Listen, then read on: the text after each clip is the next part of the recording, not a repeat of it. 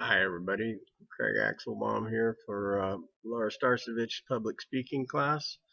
And I'm going to continue with the fallacies of recovery. Um, my buddy Frank is still in recovery. He's uh, currently at about 35 months of sobriety. And some of the fallacies and obstacles that he has had to overcome and does so on a daily basis in order to maintain sobriety are I can quit anytime I want. I really don't have that big of a problem. Uh, I drink because I want to. It makes me feel good, and it's really not unhealthy. So let's talk about a few of these things. There's a part of the big book that states that alcohol is cunning, baffling, and powerful. Well, we discussed powerlessness in the first video, and when you lose your choice to drink or choice of drink, you really truly are powerless over the addiction of alcoholism or any other drug for that matter. Even video games, gambling is a horrible, horrible addiction.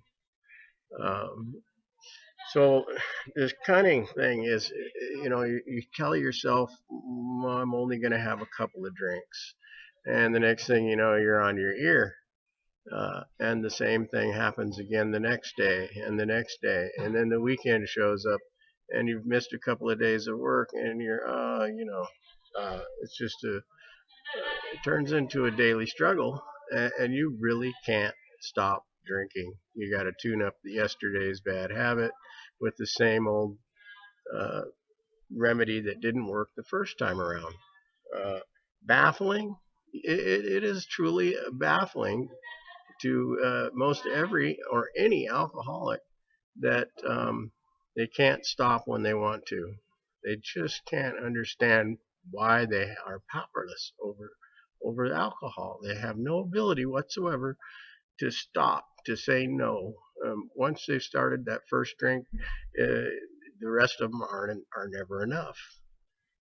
Powerful, there's no disputing that. The powerfulness of addiction, whether it's drugs, alcohol, gambling, video games, all those things turn into an obsessive compulsive disorder as well as a drug and alcohol addiction. Uh, you're truly powerless over these things, and there really is only one way out, and that is to believe in a power greater than yourself. You have to leave all those things behind you and surrender completely to uh, a recovery program. And this typically looked like a 12-step program. I done this myself. I do it with Frank as his sponsor, and we stay sober one day at a time. Uh, any of you guys are struggling with this stuff and you have any questions, feel free to ask me at any time. You can email me at axelsaxelbaum@yahoo.com. Thank you very much. I truly hope that you have a drug and alcohol free life. It is so much better. Bye bye for now. Hi, my name is Bill W. Yes, I'm the Bill W. that co founded Alcoholics Anonymous and helped write the big book. I, uh, I know you don't believe that I'm still alive, but in fact, I am still very alive. Uh, the figure that you see in front of you today is just a piece of one of my many living parts. A man named Craig in recovery. There are many others like him. There are many women also in recovery. When I co founded this and wrote this book, I had no idea that it would be a number two bestseller all time, second only to the Holy Bible. Uh, but it is truly an amazing, uh, it's just an absolute miracle that I've created. I, I can't begin to share with you how ecstatic I am to know that what I did in the late 30s has blossomed into a fellowship of men and women in recovery that have somehow, through the miracle of this program, following a few suggestions in chapter 5 of the big book on how it works, have managed to completely change their lives. It's no longer ruled by the demon alcohol. They have happy, successful lives and have made repairs to damaged relationships and live happily today.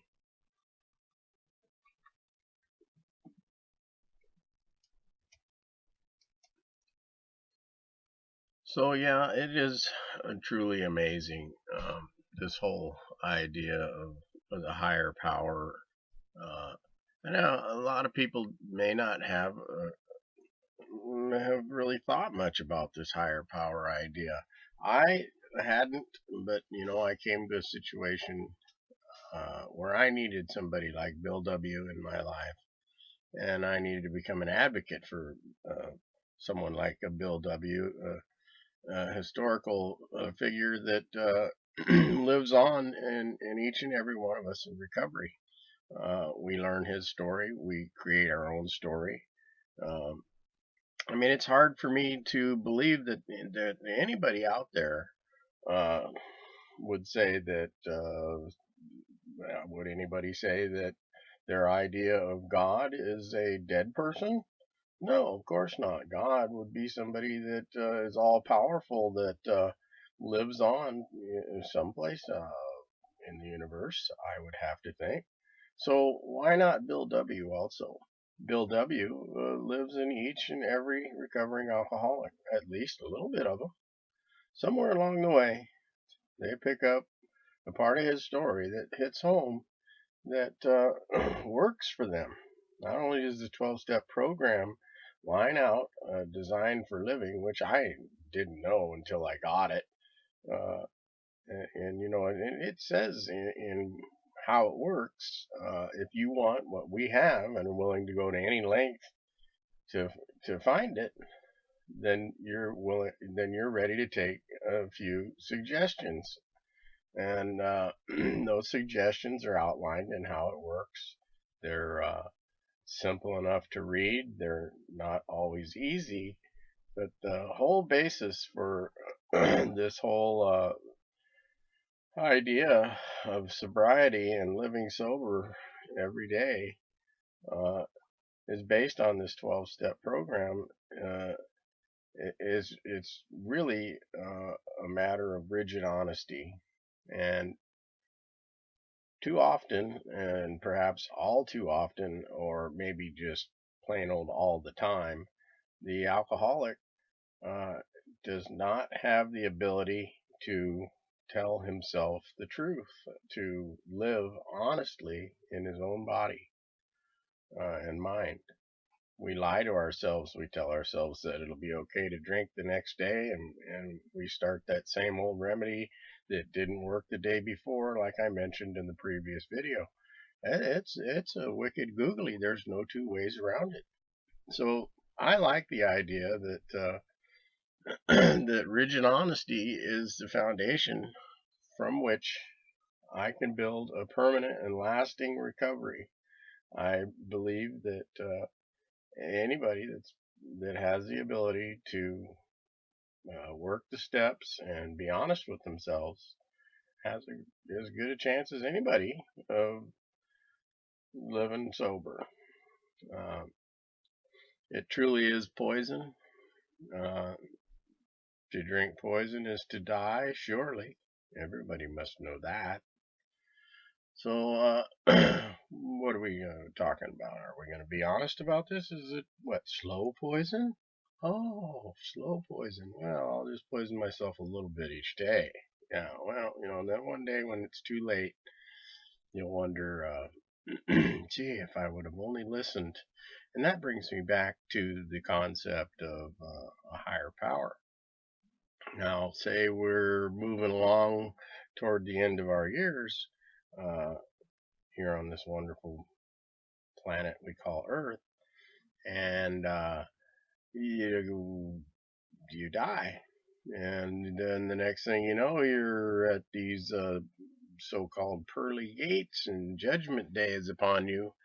And you say, well, I wasn't sure whether it was real or not. So I chose to wait till the last minute to decide whether I believed in a higher power or a God. Or am I too late? Did I get another chance? What do we do then? So because every man, woman, and child has the fundamental idea of God in them, uh, does that mean that maybe we ought to be prepared for something like this to occur one day? I would prefer to think that I didn't wait till the last minute. I would prefer to think that I could learn how to live sober without drugs or alcohol or any other psychoactive drug altering my psyche, my body, my humanness in any way, shape, or form. Just plain old air will do, thank you. And, I would like to get to that place someday and say, oh, I knew it. I'm so glad that I believed in and found a way to come to grips with that while I was still just a weakling on Earth, a little human being. Uh, Gosh, doesn't that sound a whole lot better than to, well, I wasn't sure. Uh, hmm, how was I to, how could I ever possibly have known? Uh, So yeah, then we got this other thing that we have to wonder about, at least wonder about, and that's that faith word. Oh wow, what the heck is that stuff? Faith. Well, ever since man has been around, the greatest phenomenon known to man was, yep, sunrise. So imagine that first night when it got dark and cold, and the poor guy's out there shivering, going, "Holy cow! I wonder if it's ever going to do what it did when I came to, or when I was born, or when I first arrived. Is it ever going to be sunny and warm again?" And the next day rolled around, and sure enough, the sun came up. And so this was, yeah, the greatest phenomenon known to man. So you see where I'm going with this is uh, we're not completely ignorant uh, animals living here on the earth. We are capable of intelligent thought and reasonable deductions, and we have the ability to do a lot of things that maybe we shouldn't be doing. And we have the ability to decipher between right and wrong. And this gets me back to the idea that fundamentally in each man and woman and child there is that idea of a God. So find it for yourself. Uh, I hope it doesn't have to include 30 or 40 years of alcohol and drugs like it did for me. And I hope you have a wonderful life. I hope you do and go and see and live and experience all the things like that I have, that I will continue to. It's really a fabulous world out there, and perspective is where it's at. And when you alter that perspective, you're really no place. It's been a pleasure, a real learning experience. Axel's Axelbaum. Be happy to talk to you anytime about this stuff. Have a good break before fall hits. Oh boy.